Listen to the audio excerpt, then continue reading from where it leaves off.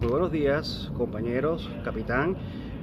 Nosotros somos el grupo número 1. Vamos a hablar lo que es sobre la esfera celeste. Este grupo está integrado por los oficiales Asael Márquez, Moreno Jorge, Pacheco José y mi persona, Yacer Borges. Antes de nada debemos hacer mención de lo que es el sistema o la parte de lo que es una esfera celeste. Entre ellos tenemos sus modos, los siguientes tópicos, que son los elementos de la esfera celeste, un sistema de coordenadas de esfera celeste, sistema de coordenadas horizontales, el sistema de coordenadas ecuatoriales locales, el sistema de coordenadas ecuatoriales celestes, un sistema de coordenadas eclípticas, sistema de coordenadas galáctico y las principales constelaciones estelares. Pero antes de nada, nosotros debemos hablar un poco o debemos partir de lo que es una esfera. Una esfera, en teoría, se define como un conjunto de puntos en el espacio, ¿verdad? Que son equidistantes a un punto fijo, es decir, un centro, ¿ok? Y a la medida de que esto se van haciendo una especie de radio, se denomina la esfera, ¿ok? Ahora, ¿qué es la esfera celeste?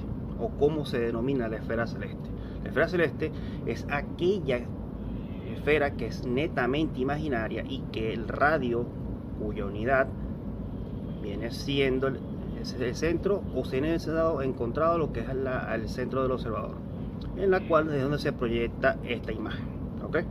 Es decir, si nosotros estamos en una parte del país, Venezuela o cualquier parte del globo terráqueo, nuestra esfera celeste será proyectada a partir de nuestra posición, ¿ok? Nosotros vamos también a hablar un poco de lo que son las esferas, lo que es los tipos de esferas, como las cuales se conocen y son las más fáciles de trabajar para ser sus elementos característicos. La esfera topocéntrica, que es la más común y la real, ya que consiste en el caso de que el observador se encuentre ubicado en la superficie de la Tierra. ¿Ok? Entonces, el centro va a ser el observador.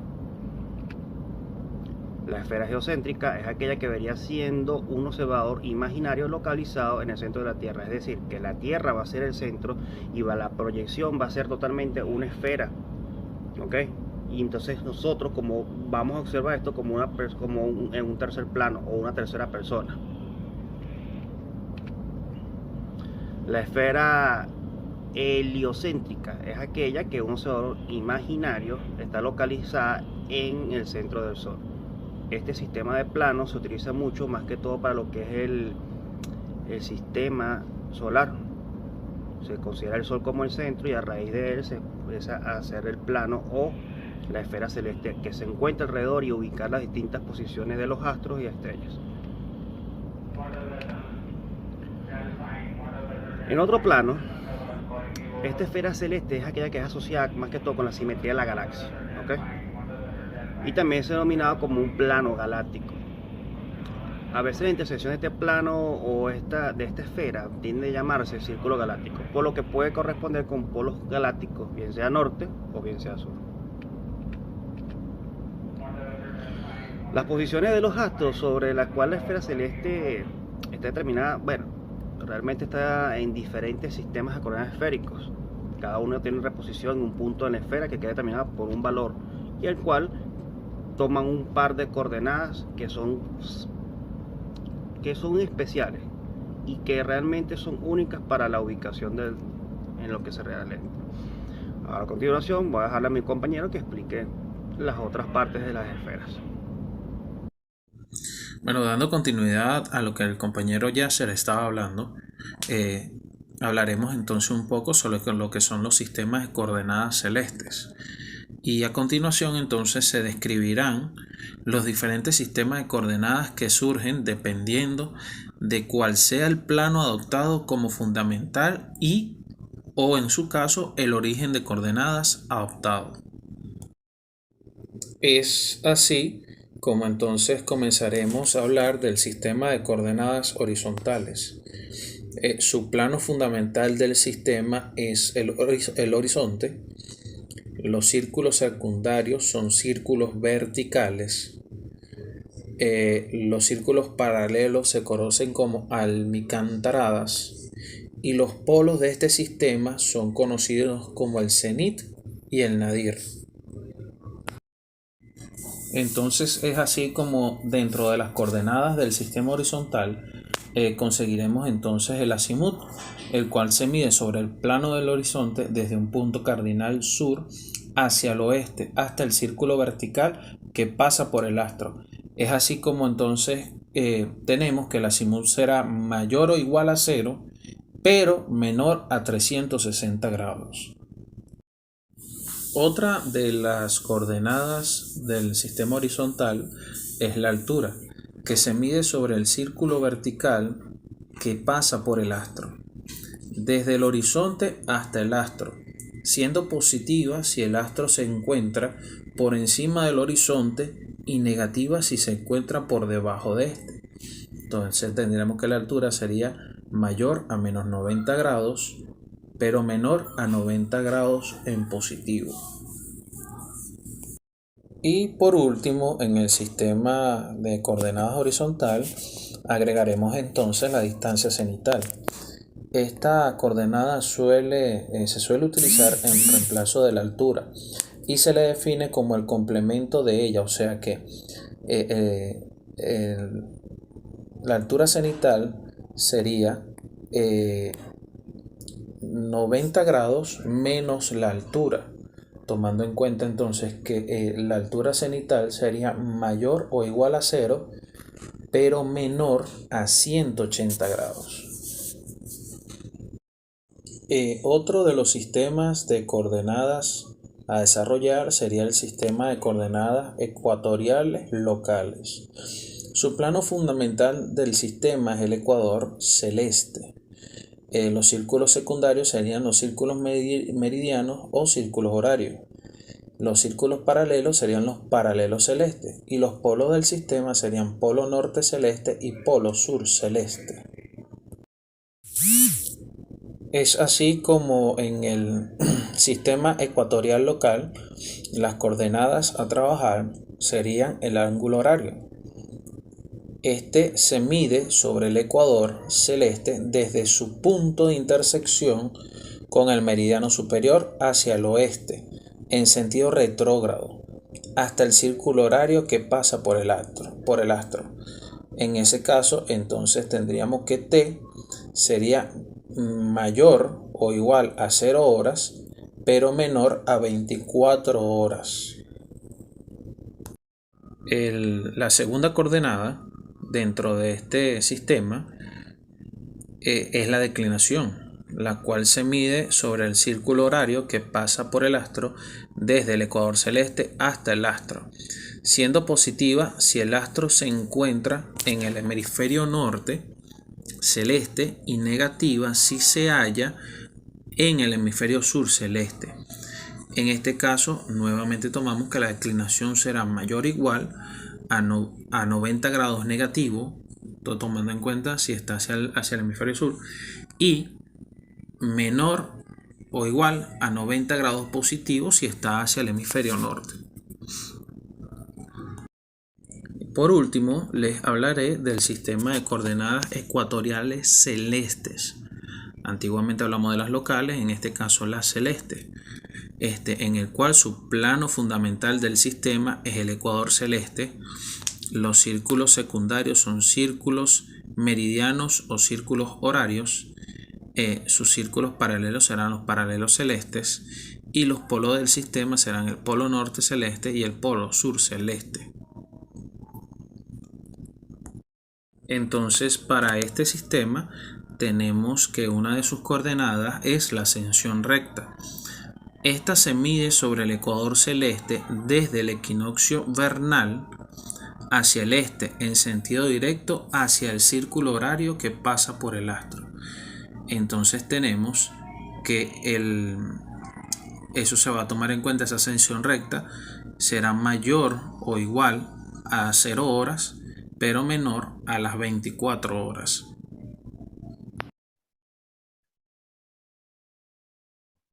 Buen día a todos. Mi nombre es Jorge Moreno y le voy a complementar la información brindada por el colega Sael Márquez. En este caso le voy a hablar sobre lo que es la codeclinación o distancia polar. La misma se define como la distancia angular sobre el círculo horario del astro, desde el astro hasta el polo celeste elevado. ¿Qué queremos decir con esto? Bueno, una vez que conocemos el ecuador celeste y también conocemos lo que es la declinación, que es la distancia angular desde el ecuador celeste hasta donde se encuentra el astro, la distancia que le complementa desde el astro hacia el polo norte celeste se le denomina codeclinación. Y este dato es importante porque hay cálculos matemáticos dentro de lo que es los cálculos astronómicos para hallar la posición o conseguir las líneas de posición en las cuales se utiliza la codeclinación.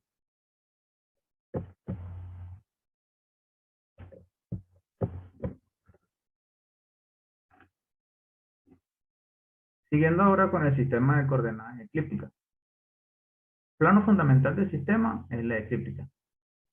Círculos secundarios, círculos de la latitud celeste. Círculos paralelos, paralelos de la latitud celeste. Polo del sistema, el polo norte eclíptico y el polo sur eclíptico. Ahora, tenemos que describir lo que es la eclíptica, que es esta línea que tenemos aquí, que no es más que la línea dibujada por el Sol, ¿sí? O la línea que proyecta el Sol, o movimiento aparente del Sol, alrededor de la Tierra en un año, donde este movimiento eclíptico, ¿sí? Marca esta elipse, esta forma de elipse, en donde su parte norte, o su parte máxima, la alcanza en el hemisferio norte con 24 grados 27 minutos, obviamente es positiva, y esto para describir lo que sería el solsticio de verano, ¿sí?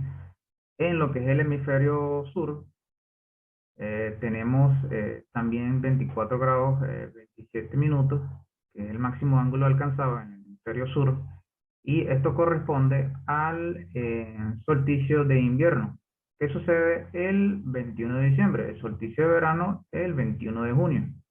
Ahora, ¿por qué es importante el movimiento de la elíptica del Sol sobre la Tierra? Porque en los dos puntos donde corta lo que es el ecuador celeste o el equinoccial, nos va a referir lo que es el punto vernal y el punto de Libra. Entonces, pero se toma el punto vernal. ¿Por qué? Porque es cuando el Sol pasa de ser negativo a ser positivo. Y coincide con la constelación de Aries, en su contraparte, que es la constelación de Libra. Este punto vernal, esto sucede el 21 de marzo y coincide con lo que es la primavera. En el punto de Libra, esto ocurre el 23 de septiembre y esto corresponde a lo que es el comienzo del otoño. Ok, ahora pasamos a lo que es la longitud eclíptica. La misma se mide sobre la eclíptica desde el equinoccio vernal hacia el este, hasta el círculo máximo que pasa por el astro y por los polos del sistema. Ahora, aquí es donde comprendemos la importancia del punto vernal, porque de allí vamos a contar lo que es la longitud eclíptica, que va desde el punto vernal hacia el círculo máximo en este caso del astro, siempre sobre la eclíptica. También es importante mencionar que se mide de 0 a 360 grados. La latitud eclíptica. La misma se mide sobre el círculo máximo que pasa por el astro, desde la eclíptica hasta el astro, siendo positivo si el astro se encuentra en el hemisferio correspondiente al polo eclíptico norte y negativa si se halla en el hemisferio correspondiente al polo eclíptico sur. Y se mide de 0 a 90 grados. Obviamente sí, es positivo si corresponde a lo que es el hemisferio sur y negativa si es el hemisferio al contrario, positiva si es hacia el hemisferio norte y negativa hacia el hemisferio sur. Ahora vamos a hablar sobre lo que es el sistema de coordenadas galáctico, que es un sistema que se utiliza para localización de los astros dentro de la galaxia. Su plano fundamental del sistema es el plano galáctico. Y los polos del sistema, lo que es el polo norte galáctico y el polo subgaláctico. Este también está conformado por lo que es la longitud galáctica y la latitud galáctica. Ahora, ¿cómo es esto del plano galáctico? Bueno, aquí en la gráfica tenemos lo que es el plano galáctico, marcado de color rojo, donde su principal referencia es el Sol, y de allí vamos a partir nosotros a tener nuestra referencia con respecto al Sol, hasta el centro de la galaxia, en este caso la Vía Láctea, y coincide con lo que es la constelación de Sagitario. Entonces, va desde el Sol hasta la constelación de Sagitario, que es el centro de la Vía Láctea. Conformado también por un polo norte galáctico, un polo sur galáctico y el ecuador galáctico. Ahora, aparte de sus coordenadas, la longitud galáctica, que se mide sobre el plano galáctico desde la visual al centro galáctico y en sentido directo hacia el círculo máximo que pasa por el astro y por los polos del sistema, medido de 0 a 360 grados. Entonces, como hemos venido hablando, en nuestra referencia, el Sol hacia el centro de la galaxia, la constelación de Sagitario, ¿sí? De allí partimos y es ese ángulo que se conforma, este ángulo sobre el ecuador galáctico, es la longitud, y llega obviamente hacia donde se encuentra el astro. Latitud galáctica. Se mide sobre el círculo máximo que pasa por el astro, desde el círculo galáctico hasta el astro, siendo positivo si el astro se encuentra en el hemisferio correspondiente del polo galáctico norte y negativo si se halla en el hemisferio correspondiente al polo galáctico sur. Entonces, en la gráfica tenemos nuestra referencia. Sí, el Sol hasta el centro de la galaxia, donde tenemos la constelación de Sagitario, nuestra gran referencia, y donde comienza hasta donde termina la longitud galáctica, ese ángulo que se conforma en sentido del astro, eso es lo que conocemos nosotros como la latitud galáctica. Bueno, ahora hablaremos sobre lo que son las principales constelaciones estelares. ¿Por qué su importancia? Porque sencillamente nos dan ubicación y son las que se encuentran trazadas dentro de la esfera celeste. Haciendo referencia de ello, vamos a hablar de que los antiguos griegos reconocían un total de 48 constelaciones, incluidas las 12 constelaciones del zodíaco, que son aquellas por las que el Sol transita en su camino anual. Además de esas 48, varias de las constelaciones fueron agregadas con el transcurso del tiempo. Vale destacar que no solamente los griegos reconocían constelaciones. Teníamos que las culturas árabes, la cultura egipcia, la cultura hindú y la cultura china, obviamente ellos tenían sus trazos de lo que ellos consideraban sus propias constelaciones. Y todo esto, al transitar de los años, lo que hizo fue generar mucha confusión, muchos problemas, sobre todo por esa unión, digamos, globalización que se generó en aquellos tiempos con tanta comercialización de los productos alrededor del mundo. Entonces, ¿qué sucede? Que en el año de 1928 se crea lo que es la Unión Astronómica Internacional, empiezan a trabajar en la unificación para hacer una estandarización de las constelaciones. Entonces, en el año 1930, cuando la Unión Astronómica Internacional, que es el cuerpo gubernamental de la astronomía, adoptó la lista de 88 constelaciones que se conocen actualmente, además de establecer en forma precisa cuáles eran los límites de cada una de ellas por medio de coordenadas ecuatoriales. Entonces, actualmente nosotros en el almanaque náutico utilizamos alrededor de 57 estrellas, que nosotros al usarla, al ver las constelaciones, podemos identificar las que son más fáciles de ver. Bueno, ha sido un gusto haberles explicado lo correspondiente a coordenadas celestes, a lo que es la coordenada celeste y coordenadas eclípticas y coordenadas galácticas. Ahora le hago el paso a mi colega José Pacheco, que le continuará explicando sobre las principales constelaciones estelares. Muchas gracias.